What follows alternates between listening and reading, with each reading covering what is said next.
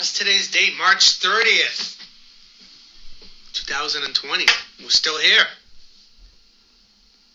We have one viewer. We're going live. We're doing this every night. Chris Nadeau, what's up? Lonesome Road Transport is on here. What's up, Mr. Mike Johnson? Mike Johnson's on here. You know Mike Johnson. Oh, my family. My wife says hi, Mike. I talked to Mike today on the phone, actually. How's he doing? He's doing okay. He doesn't notice any changes on the road. How's everybody doing tonight? What's going on? We're saying hello to everybody. What did I do today? Today I did some truck driving, and then I went to the grocery store where my anxiety was up here like this. Because people still don't know how to respect my personal space. And what's really stupid at the grocery store is I'm going in there with, I got latex gloves on, and I get the wipes, and then you put the stuff on the belt, and the cashier, she's got gloves on, she checks it. Then the guy bags it, he's got gloves on, he checks it. Everybody's touching my stuff. And you come home, we'll have a question over here. What's your question? Do they have, when you're... Israel, but it's annoying, and people suck. And I don't like going to the grocery store. Hello there. Hey, Mike. Hello, Mr. The Grumpy Pete. How are you? No, zoom out. We got to be able to see you. I'm just sitting in the truck here watching some movies. Oh, what truck is that? That's the Grumpy Pete. Oh, let's see it. Ho, ho, ho. Boy, that looks like a 359 Peterbilt to me. That's a 359 dash in a 37903 ex-Werner Enterprises truck. How about I know that? it. Hey, can you lower that sound system? Hang on. Okay. All right. I just turned it down, Mike.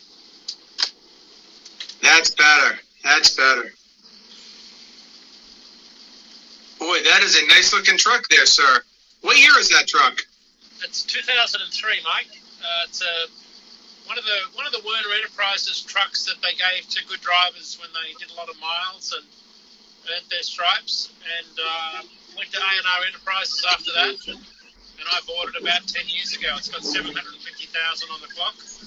And my uncle had a 359 Peterbilt back in Australia, and as a teenager I would drive with him on weekends, and I fell in love with the 359 dash. Nice.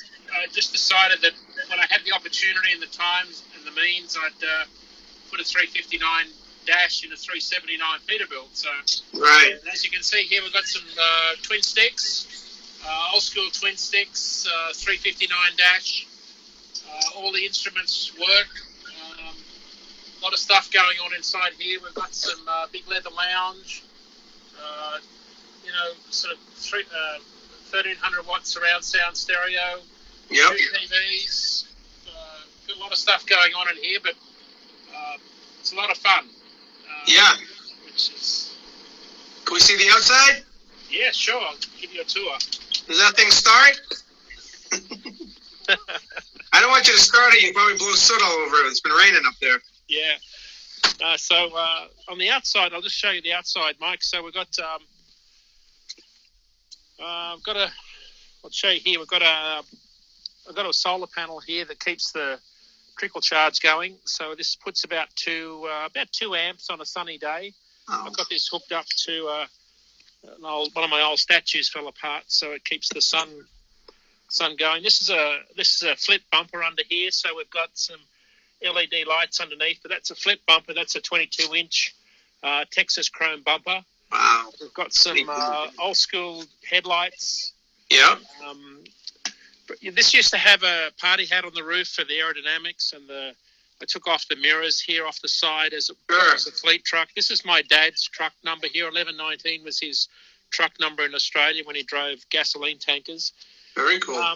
Took off the 6-inch pipes and put some straight 8-inch pipes all the way through it. Right.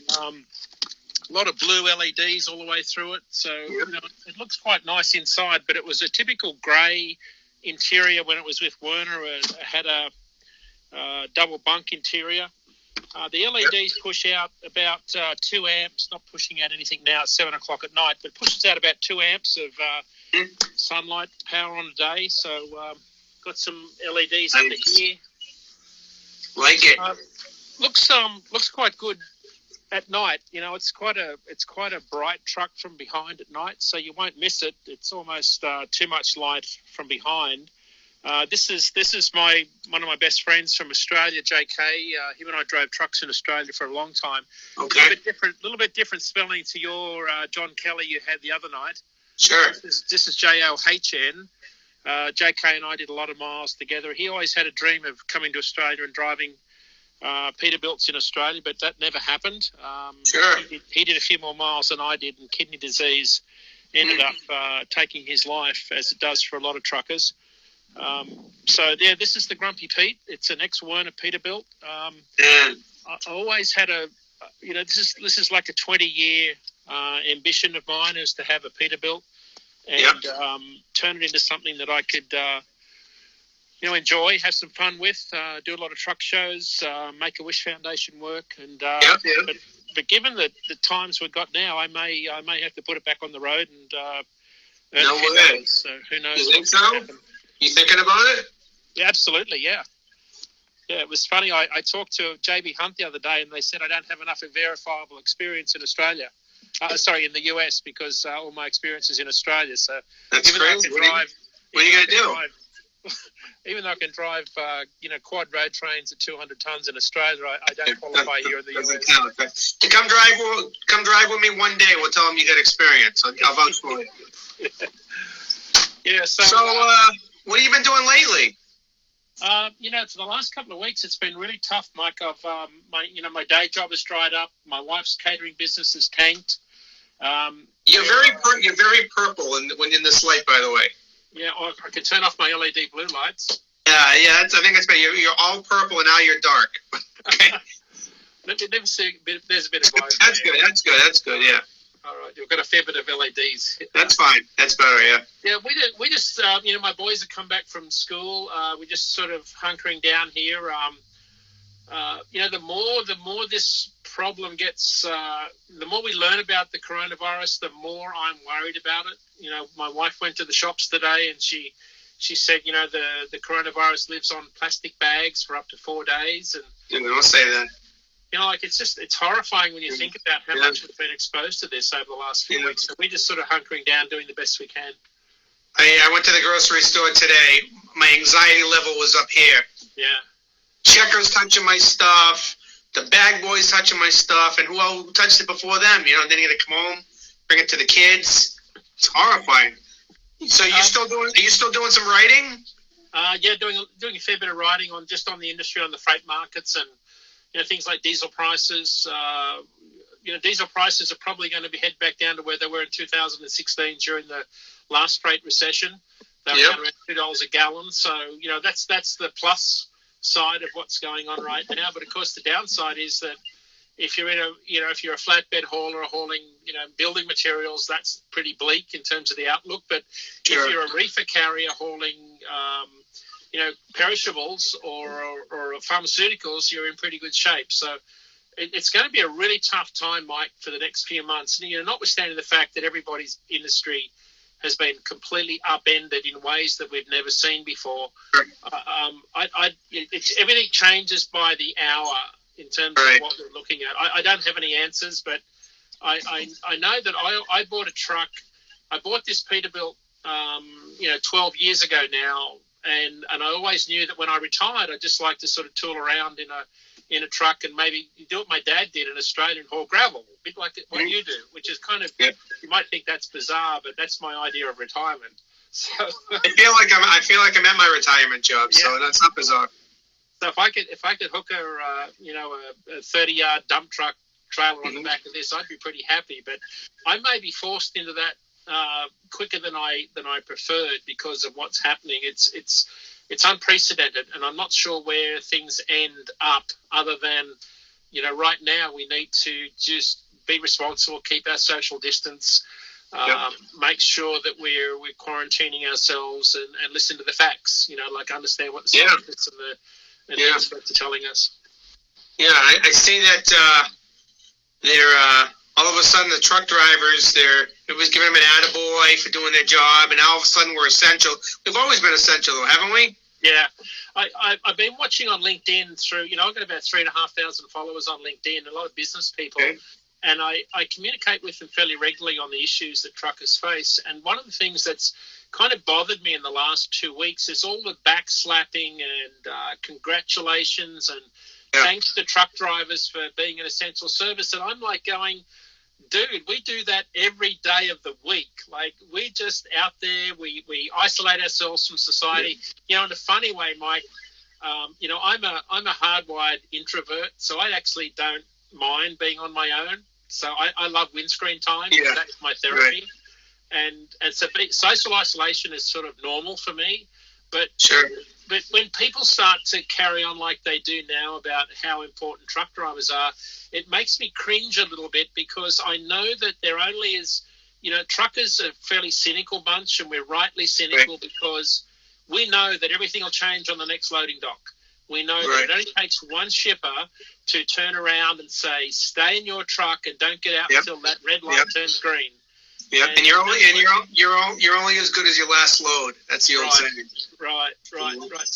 So I challenged a couple of people this week on LinkedIn, and they did some posts, and I was waiting for it to change, and it took about a week for all of the stories in the New York Times and the Washington Post, and everybody's sort of saying how important truckers are, and I'm thinking, we do this every day of the night and week. If only you knew what the risks we took every day to deliver the freight, you would appreciate us every day of the year. My point on the LinkedIn post was, you should do this every day of the year, not just now because you suddenly realize how important truckers are. And it's the same with the military, same with the doctors, Right. And truckers are risking their health. The job is a health risk every day. Oh, absolutely. And then it's fairly easy to keep your social distance from people on a dock in a funny way, right? Because they're not like the nicest people on the planet. No. You just go, let me know when I'm empty, pay a lumber, Yeah, just throw the paperwork to me. Don't worry. Yeah. But I think that there's a really big gap, Mike. I like to talk about the dock. That there's interface between the dock and the carrier. The carrier and the shipper interface. It's like a big black hole. It's like the whole supply chain is heavily optimized, but until you get to that dock, it's like everything falls apart. It's like, we spend so much money optimizing technology and hours of service, and then we get to a dock and there's like this lack of personal communication, and drivers get treated pretty badly, and we spend hours of time sitting waiting to get loaded, and we're not being paid for it. I just think it's part of the industry that really needs a lot more work. I don't know how we change it, but now's the time to make a lot more emphasis on the role that shippers need to play. So when I'm not driving trucks, I'm hammering shippers that carriers that carriers haul for. I'm at them to say, you need to work much more efficiently with carriers and find ways to get them on and off docks quicker so that they can make more money and lower your rates. But what can you do to incentivize the shippers to want to push truckers out the door? Because a lot of those guys, they have like a God complex. Right. I'm God, and they probably they might have a bad life at home, and they're going to make you feel like you're lower than them, and they're going to put their thumb down on you to hold you back. What can you do to change that? They're not all like that, but there's the majority. But Mike, there's more than enough. There's more than we'd like to admit, and that's the problem. I did a post just a while ago on a good friend of mine who's had a heart attack in Australia after 8 million miles, and Chris Rowe's in hospital right now in Melbourne in Australia after he had a massive heart attack and he's fighting for his life. But him and I, when I drove his truck after he fell off a load in 1997, he broke his hip and he was desperate for a driver, and I happened to be out of work. So I stepped in and drove his Ford LTL 9000. And he used to joke, he said, that truck has never done more miles in its life than you did in that thing. It was a 15 double overdrive, 4 1/4 cat. And this thing was as fast as you could imagine, like an LTL 9000. This thing was so quick.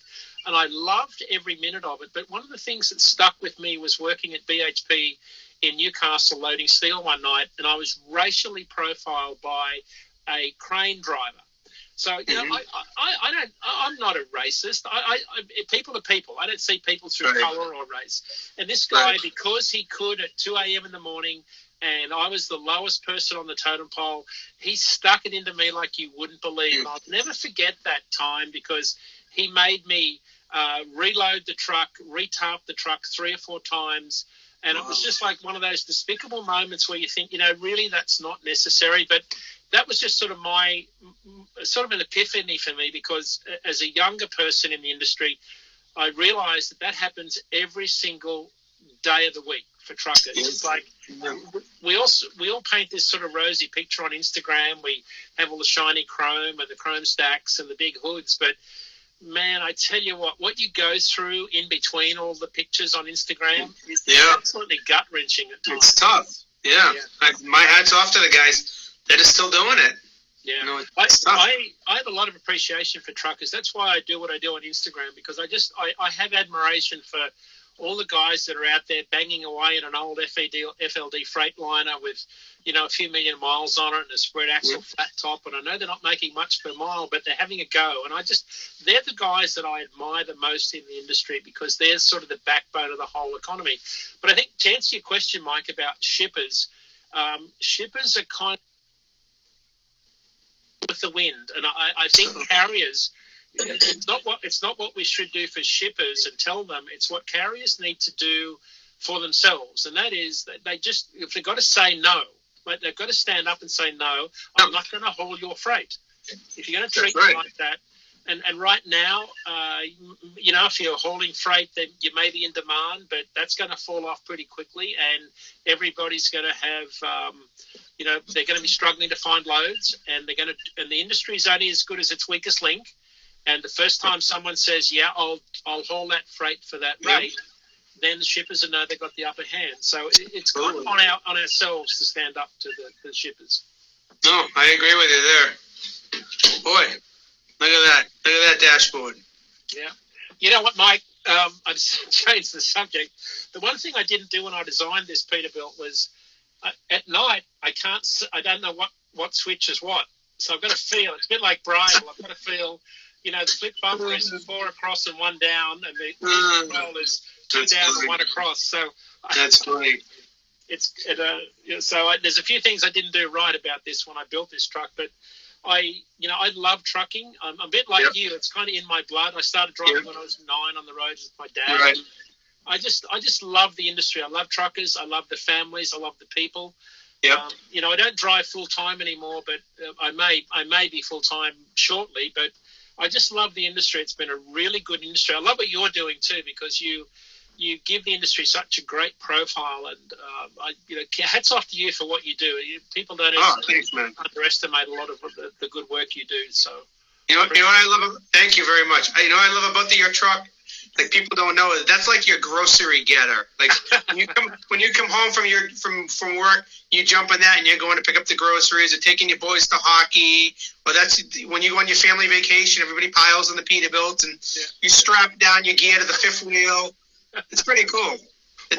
You're living like the trucker's dream, Right. Well, so when you've been working for 40 years and you've done a few million miles, this is. Mm-hmm. These are really important times for everybody. You've got to learn to put a bit away for a rainy day, and this is a rainy day. We're in a pretty bad spot economically as a country, but, individually I've learned to save hard, work hard, take a lot of risks. I've been broke a dozen times. Yeah. I've had $1 million mortgage on a home and was driving a reefer van in Australia on weekends to pay for it. But if you don't take risks, sometimes you just don't get ahead. So you got to be prepared to take risks and work hard. There's nothing, trucking's a great industry.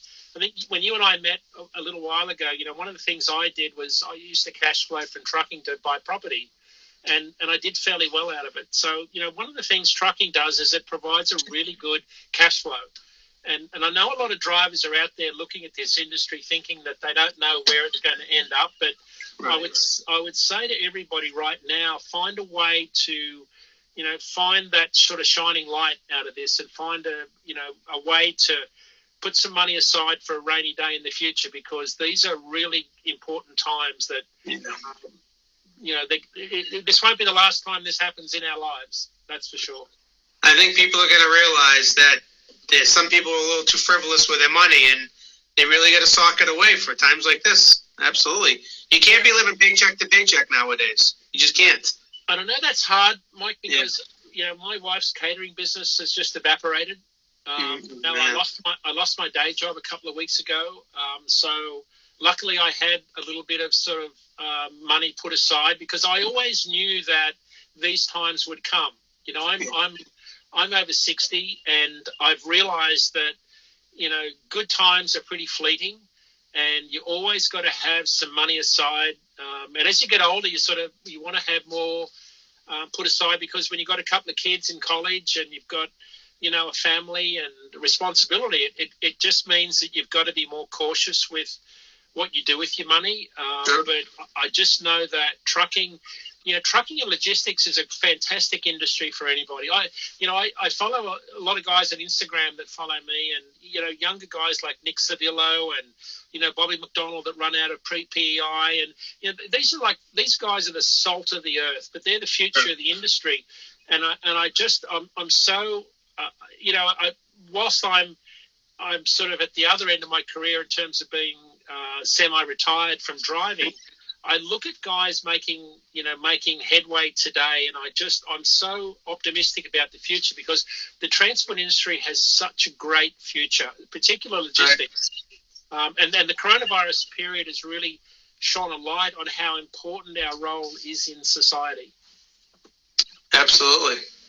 I agree with you. Yeah. Hey, so Mike, said it all. What's happening with Cardillo? Are you off work, or are you guys hauling? What's happening? No, we're hauling. I'm up and down, going by your house every day, pretty much. Wow. Okay, I might be out there tomorrow then. Yeah. No, my truck's dirty. Don't film me. Well, I'll do it from across the highway. Okay. Yeah, I was gonna wash it today. I think it's gonna get a little bit of snow tomorrow morning, so I said, screw it. Man. Well, thank you for coming on. It was a real pleasure. Hopefully a lot of people learned a lot from a lot of good things you had to say tonight. Mike, I started out driving when I was 9, right, with my dad, and I never knew I would end up here with, the famous Boston trucker. On it. Get out of here! Get out of here with that! Come on, you don't have to kiss my ass. We're friends. Hey, tell everybody about your beginnings in trucking and your dad. It's a long way from Australia, right? I'm here in Boston, Massachusetts. We're about 14,000 kilometres from a 300-person town in Australia, where I started driving trucks with my dad. And we had one truck. And, the one thing I've always done is I've always took risks. I knew that when doors open, you've got to be big enough to walk through them. Yeah. Doors open for a lot of people in life, but they don't walk through them. And the reason I'm here is I've just failed a lot more than a lot of other people. I've taken more risks. I've been broke a bunch of times. But, what that gives you is experience. And I think the important message here is that there's nothing wrong with having a go and failing. It's just, when you learn from it, you actually learn how to be much better the next time around. And I've just done it a little bit longer. After 40 years in the workforce and a few million miles as a driver, I've figured out a few things. So, what you don't know, Mike, is I read a lot of books too. So I'm sure you're well read. Yeah, I spend a lot of time reading, and I think if people are sitting at home now wondering what they should do with their time, I would encourage them to get some books and read, because reading is a really important way to expand your thinking and generate ideas and figure out better ways to build a business around your trucking business. Okay, it's good to know. I mean, I thought Netflix was the best way to do that, but I guess I was wrong. Well, I get Amazon Prime, so I've been watching. Oh, I do too. I have that too. Yeah. There's a lot of documentaries. Yeah, I was learning a lot from watching The Tiger King this week. Right. Yeah.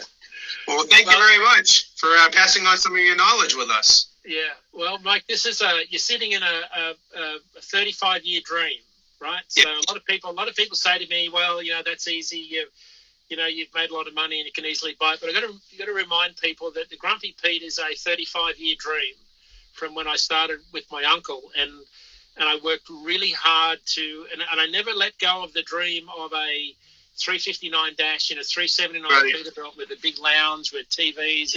Yeah. If you work hard, good things happen. But sometimes it takes a while. I think that's the message, is you got to stick at it. There's nothing wrong with stickability. Can I tell you one of my favorite arguments to have online is the other day I was in a Peterbilt Facebook page and somebody posted an interior. It was an interior shot of your dashboard, which I recognized right away, and I go, "Oh, that's my favorite 379 Peterbilt." Well, no, that's a 359. I go, "No, it's a 379." I go, "No, look, it's a 359 dashboard." They start sending me examples of 359 dashboards to prove their point. I go, "That's great, but that's still a 379." I go back and forth. That's what I always. That's how I spend. And then I sent them the video you and I made when I'm riding with you in the truck. I'm like, 379. Right. It's okay. You don't have to apologize. Yeah. Well, my uncle hauled gasoline in a 359 and had the 359 dash with the leather and the wood-studded interior and the 20-speed Spicer, and it was a piece of work with an NTC 444 Cummins, and it was a beast. And but I can remember what that sounded like and felt like when I was a teenager at 17 or 18. It's kind of lived with me for the last 35, 40 years. So.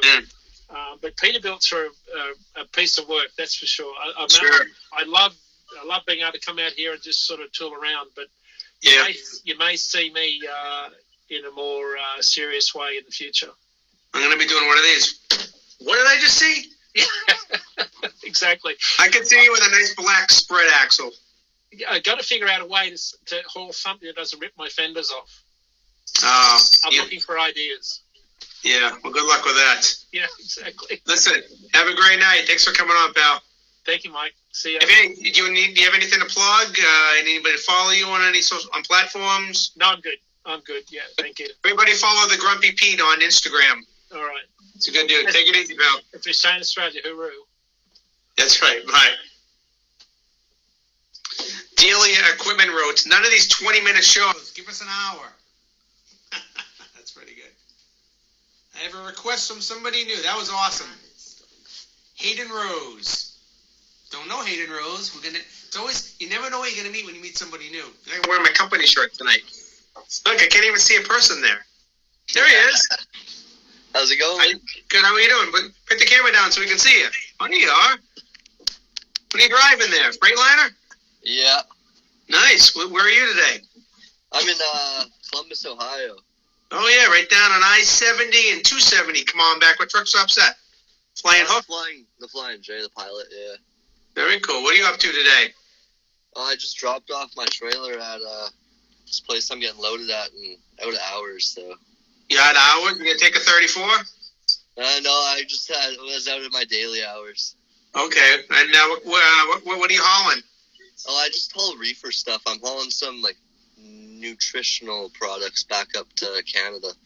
You can't say I'm just hauling reefer stuff, because that's the most important stuff right now.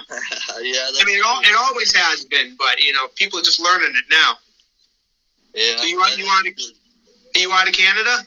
Yeah, I'm from Winnipeg. Okay. How is it crossing into the United States and back right now? No problem at all, really. No problem, huh? They test you for corona or anything? No, they just ask you if you have any, symptoms. You look like you might have it. Are you sure? Yeah, I'm sure. Cool. Well, how did you end up following me here? Have you always been following me, or just kind of coincidence tonight? Yeah, I've been following you and the Grumpy Pete for a while. Oh, nice. I found you through the Grumpy Pete, actually. Really? I like to hear that. It's cool. Yeah. I'm glad. Cool. Well, it's nice meeting you. Yeah, nice meeting you too. How long have you been driving trucks? Since I was 19. I'm 21 right now. So. Okay. Wow. I just had to stay in Canada for the first year and a half there, and then once I turned 21, I could start driving down south here. So. And how is it? Oh, it's way better down here. The roads are so much smoother, way more really? rest stops. Yeah, it's not the best in Canada for the most part, but it's a lot less busy. That's for sure. Well, it's cool. Watch out for those Swift drivers. All right. Oh, no kidding. And the CR England drivers. CR England, yeah, all those big mega carriers. What's the name of the company you work for? Highway Motor, it's called. Highway Motor, cool. And what kind of you got a Freightliner Columbia there? No, it's a 2020 Cascadia. Yeah, Cascadia. Nice. Yeah. Oh, very cool. Let's see the dashboard. Cool. Is it automatic? Yeah, unfortunately, it's my first automatic. Yeah. How is it? It's all right. It downshifts when if I hit the Jake down the two, because there's 3 Jake brake options or whatever. If Yep. I put it to the second or third strongest option, it downshifts twice to like 2,300 RPM. I'll put you through the windshield. Oh, it scared me the first time because in trucking school, they said only like 15, 16, 1700s like the max you want to rev it to. So. And so how come you became a truck driver? I wanted to make money. I was tired of not knowing what I wanted to do with my life, Right. kind of thing. Are you making any money? Sorry? Are you making any money? Oh, yeah, I'm making All right. pretty good money now. Yeah. Good. Compared to other people my age working at McDonald's or whatever they're doing. Would you recommend it to other young guys? For sure, yeah. I try to get all my friends into it, too, and they're always Nice. on the fence about it. It's awesome. Now, you got a girlfriend or a wife back home? No. No. It's hard when you're on the road. Yeah, I'm kind of glad I don't have a girlfriend at No. home. Yeah. Once you get a girlfriend, you won't be going as far. Exactly. That's yeah. what happens. Yeah. Well, hey, be safe out there, right? Yeah, nice meeting you. Thank you for what you're doing out there. We all appreciate it. Yeah, looking forward to seeing some more videos from you. All right, dude. Take it easy. Take it easy. Bye now. Bye. Well, that's fun. Let's see. Southwest Trading says, I'm not a trucker and I'm in the UK, but Mike and the regulars are on here. Dude, Southwest Traders on it every night. What's going on? John Palilio's on it, swinging beef. Oh, yeah. Delia, what's going on? You want to come on tonight? Haven't talked to you in a few days. Man, what a day. We're having a good show here. This is fun. I wear my company shirt. I never wear this shirt. If I stood up, which I won't, the shirt's really big on me. Chicken Light Charlie's on here and the big Western Star. Right? What else can we talk about? It's almost 8 o'clock. It's TV time, I gotta go relax. So I'm gonna say goodnight. Wait, I'm gonna hit Delia equipment. Delia, get ready. We're coming at you. Coming at Delia. Now that I can say it. You gotta stay hydrated. That's why I'm drinking water every night, by the way. What's going on, dude? What's up, brother? What are you doing? I'm just staying hydrated. That's why I drink water every night. Yeah, I'm over here painting windows like a contractor. My What's house. going on? Trying to kill time. How you doing, all right? Not good? Yeah. Not good here, man. Sucks, man. Sucks. Yeah, it sucks. Everything's really shutting down now. Yeah, That's it's not good. Yeah, how's your kid doing with it? I mean, I got 3, so yeah. He's Yeah. my oldest, and then I have a little girl who's 6, and then we have a newborn too. Well, not newborn; he's 5 months old. But Yeah. so my wife is going crazy with the kids home every day. Sure. So I mean, John Palilio saying hello to you. Yeah, John Palilio's a man. He is the man. Yeah, he's a good dude. Dude, it's tough being home with kids all day. I don't know. Let me tell you, I never gave my wife so much credit until I see what she goes through every day. Tough, yeah. Yeah, my wife's working from home with the 2 kids, and they still don't want to go in the truck with me. Just fine. I don't want them in the truck. They But, don't want to go. They don't want to go. My wife is fortunate enough that she stays home, that she doesn't have to work, but it's almost more of a job to stay home. Yeah. You know? Oh, yeah. Yeah. It's more of a pleasure to get out of here and go to work. Yeah, I mean, you know, like today is the first real day that I haven't really done much, Mm-hmm. Yeah. I was working right up until Friday. Oh, okay. And, yeah, fortunately, but I don't know what's going to happen now that he shut everything down for the next Month? whatever it is. Yeah, for the next month. I don't know, man. I'm talking to a lot of guys, and everyone's kind of slowly Downgrading? downgrading. Yeah.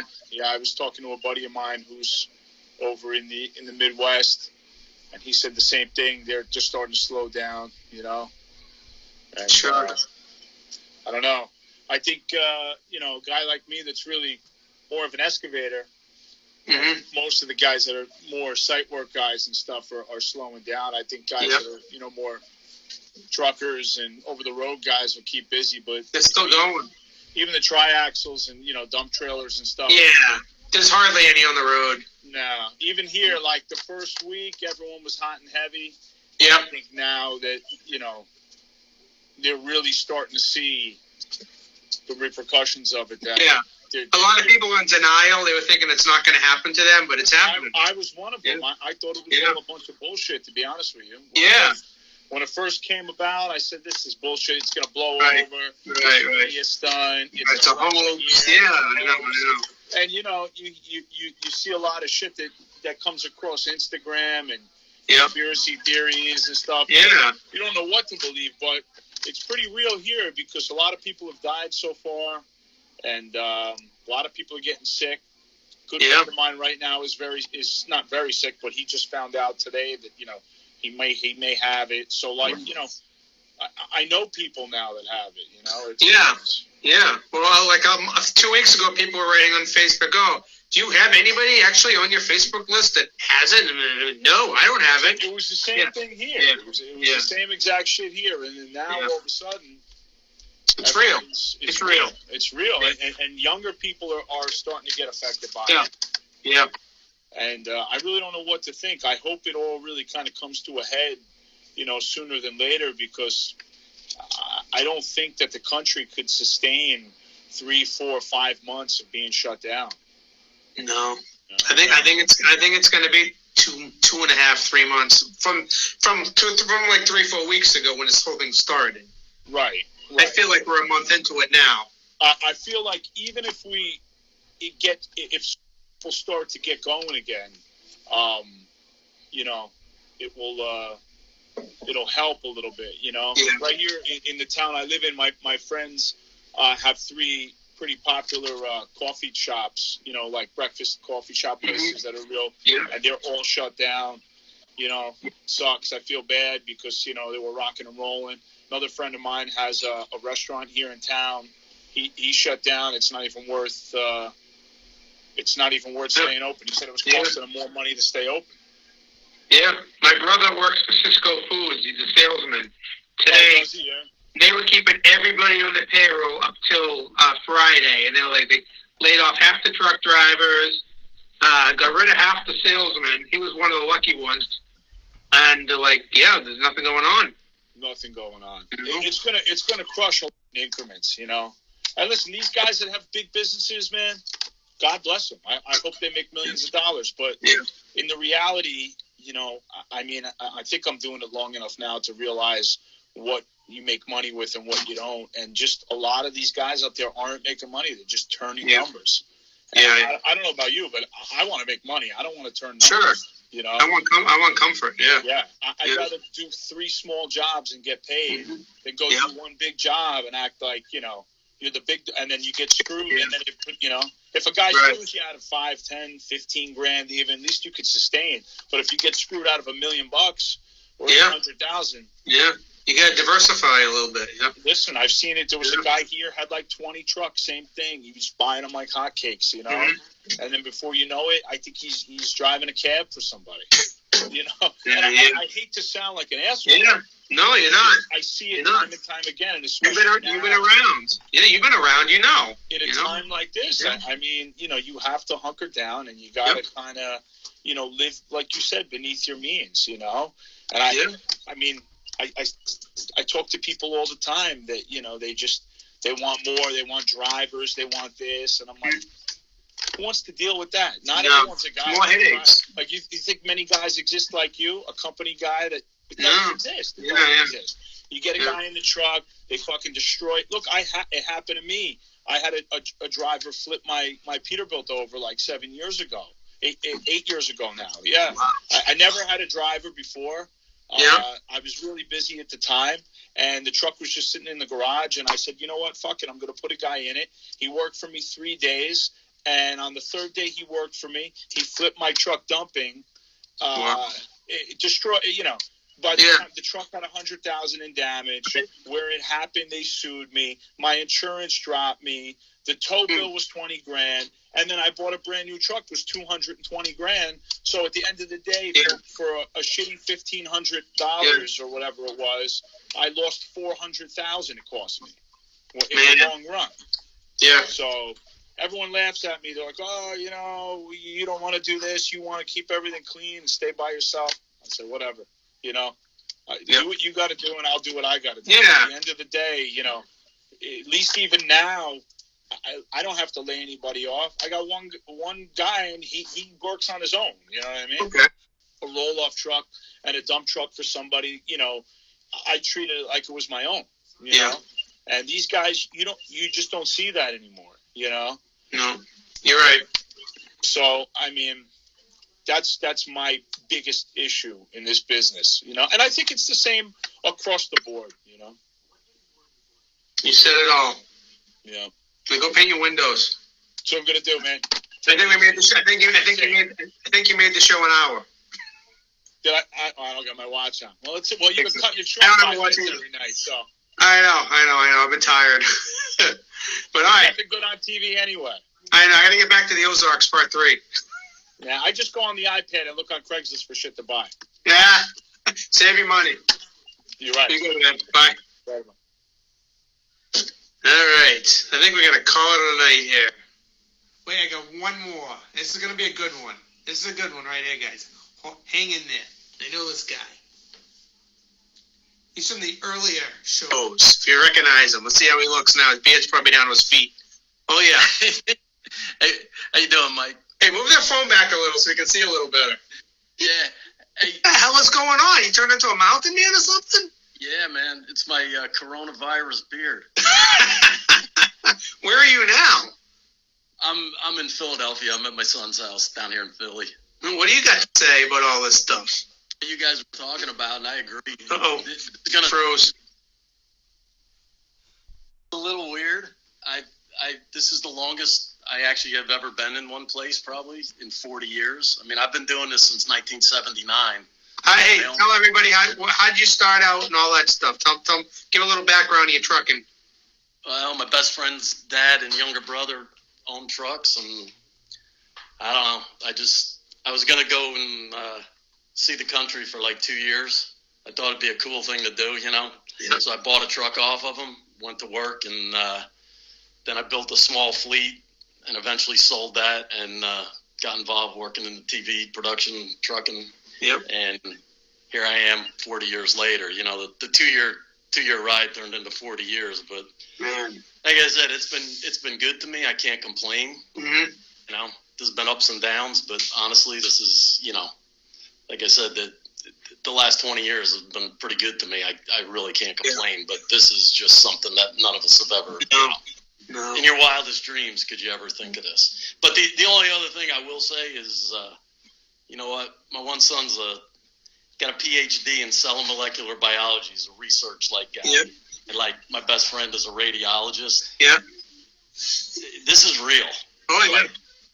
People that are thinking this isn't real, they're gonna get woke up real hard, real fast. If we're not all careful, this is gonna do a lot of damage. I mean, there's already, I think, 1,000 people in New York died. Yeah. That's what I said. Yeah. The people that are buying into it's a hoax and it's a BS story. Yeah. It's a plot to bring Trump down and all that. I don't really care about Trump right now. Whatever. I don't care if he comes down, goes up, whatever. People just need to pay attention, and it don't matter what side of the fence anybody's on. This isn't asking if you're a Democrat or a Republican or independent. This is going to kill you if you don't pay attention. Yep. So the whole thing is just everybody's got to stay safe and everybody's got to believe it. And it sucks that, trust me, I've been inside this building now. Yeah. My son lives in a nice place down here in Philly. Yep. I walked in here a week ago Thursday, and I have not been outside since. No kidding, man. Yeah, I'm like, there's no reason.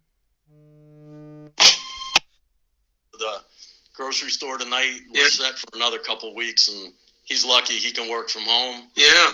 And dude, it's scary going to the grocery store, man. What's that? Dude, it's scary going to the grocery store. Yeah, you know what? I've had a job that could kill me for the last 40 years. I mean, let's be honest. We all have a job that, like, at any split second we're doing it, we could die. Yep. And I don't think any of us that do what we do are scared.